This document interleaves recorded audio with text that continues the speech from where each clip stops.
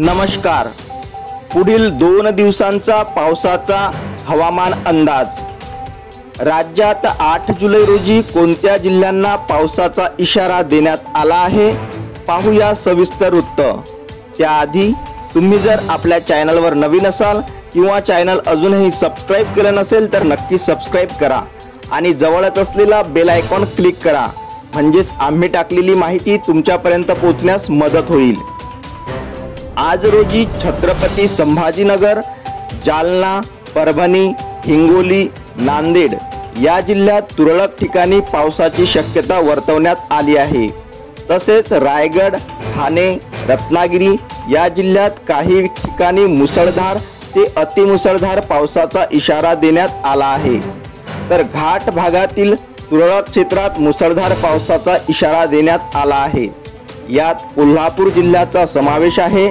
तर दुसरीकडे पुणे, नाशिक, सातारा या जिल्ह्यात तुरळक ठिकाणी मुसळधार ते अतिमुसळधार पावसाचा इशारा देण्यात आला आहे। त्यानुसार आज सकाळपासूनच पावसाची रिपरिप सुरू असल्याचे चित्र आहे। जुलैच्या पहिल्या आठवड्यात राज्यातील काही भागात पावसाने समाधानकारक हजेरी लावली, तर काही भागात मध्यम स्वरूपाचा पाऊस कोसळत आहे। मुंबई वेधशाळेने आज आणि उद्या म्हणजेच 8 जुलै आणि 9 जुलै हवामान अंदाज वर्तवला आहे। तसेच उद्या दिनांक 9 जुलै रोजी छत्रपती संभाजीनगर, जालना, लातूर, धाराशिव, नांदेड या जिल्ह्यात तुरळक ठिकाणी मेघगर्जना आणि वादळी वाऱ्याचा इशारा देण्यात आला आहे। तसेच जळगाव, धुळे, सोलापूर या जिल्ह्यात विजांच्या कडकडाटासह मेघगर्जना आणि वादळाचा इशारा देण्यात आला आहे।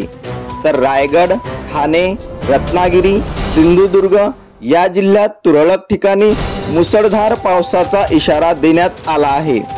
पुणे, सातारा, कोल्हापूर या जिल्ह्यातील मुसळधार ते अतिमुसळधार पावसाचा इशारा देण्यात आला आहे। अशाच नवनवीन माहितीसाठी चॅनलला नक्की सबस्क्राइब करा। धन्यवाद।